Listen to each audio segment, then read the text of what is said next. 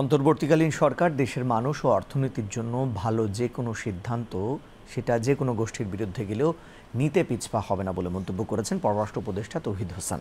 তিনি আজ ঢাকায় তুলা চাষের গুরুত্ব নিয়ে ইকোনমিক রিপোর্টার্স ফোরাম ইআরএফ আয়োজিত সেমিনারে এই কথা জানান।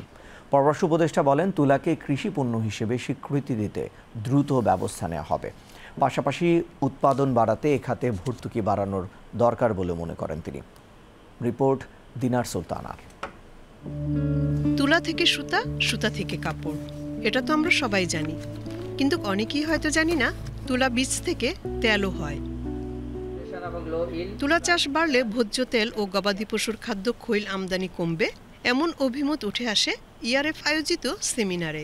নীতি সহযোগিতা দেয়া হলে খাদ্য নিরাপত্তা ব্যাহত না করেই দেশে 20 থেকে 25 লাখ টন তুলা উৎপাদন সম্ভব হবে বলে জানান বক্তারা। তুলাকে কৃষি পণ্য হিসেবে স্বীকৃতি এবং দেশীয় তুলার উপর আরোপিত ট্যাক্স জরুরি ভিত্তিতে প্রত্যাহারের দাবি জানান তুলা ব্যবসায়ীরা। আমরা যেন কৃষি লোন পাই, কৃষক যেন কৃষি লোন পাই। এলসি দিলে আমাদের অ্যাডভান্স ইনকাম ট্যাক্স কেটে নিচ্ছে, অথচ বিদেশ থেকে যে তুলা আসছে সেখানে 1% কোনো ভ্যাটও নাই, ট্যাক্সও নাই। আমাদের দেশি তুলার উপর ভ্যাট ট্যাক্স ইম্পোজ করে রেখেছে। কিভাবে তাহলে এই শিল্পটাকে আগায় নিয়ে যেতে পারবে? বাংলাদেশে যদি আমাদের একটা ফ্রি জোন ওয়্যার হাউস পদ্ধতি চালু করা হয়, তাহলে বিদেশ থেকে তুলা ও কৃষিজাত পণ্য এদেশে এনে বাজারজাত করা সম্ভব এবং এতে প্রায় 10 সেন্টের মতো প্রত্যেক পাউন্ডে তুলার দাম কমে যাবে। দ্রুতই দেশীয় তুলার উপর আরোপিত ট্যাক্স ভ্যাট প্রত্যাহারের সুখবর আসবে, এমন আশাবাদ ব্যক্ত করেন এনবিআর সদস্য মোয়াজ্জেম হোসেন। তো আমরা যাতে আমাদের যে ডোমেস্টিক যে প্রোডাকশন সেটা দিয়ে যাতে আমাদের ডোমেস্টিক ডিমান্ডটা ফুলফিল করতে পারি, জাতির ভালোর জন্য যা কিছু দরকার in consultation with relevant experts আমরা সেই কাজটি করব। এখানে ব্যক্তির স্বার্থ থেকে কমিউনিটির স্বার্থ প্রাধান্য পাবে, জাতীয় স্বার্থ প্রাধান্য পাবে, এটা আপনাদেরকে আমি আমার জাতীয় রাজস্ব বোর্ডের পক্ষ থেকে আমি নিশ্চিত করতে চাই। পররাষ্ট্র উপদেষ্টা বলেন, দেশের জন্য ভালো তা কোনো গোষ্ঠীর বিপক্ষে গেলেও সে সিদ্ধান্ত নিতে পিছপা হবে না অন্তর্বর্তীকালীন সরকার।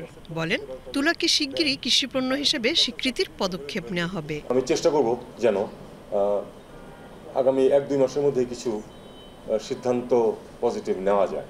ডক্টর ইউনূসের সরকারের সম্পূর্ণ সদিচ্ছা আছে যে কোনো ভালো সিদ্ধান্ত নিয়ে যদি দেশের উপকার হয়, কোনো গোষ্ঠী যদি তাতে ক্ষতিগ্রস্ত হয়, তবু সেই সিদ্ধান্ত তারা নিতে সক্ষম।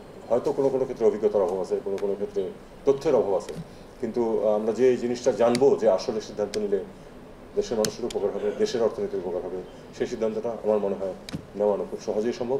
ইআরএফের সাধারণ সম্পাদক আবুল কাশেমের সঞ্চালনায় এবং সংগঠনের সভাপতি দৌলত আক্তার মালার সভাপতিত্বে সেমিনারে মূল প্রবন্ধ উপস্থাপন করেন তুলা উন্নয়ন বোর্ডের নির্বাহী পরিচালক ডক্টর ফখরে আলম ইবনে তাবিব।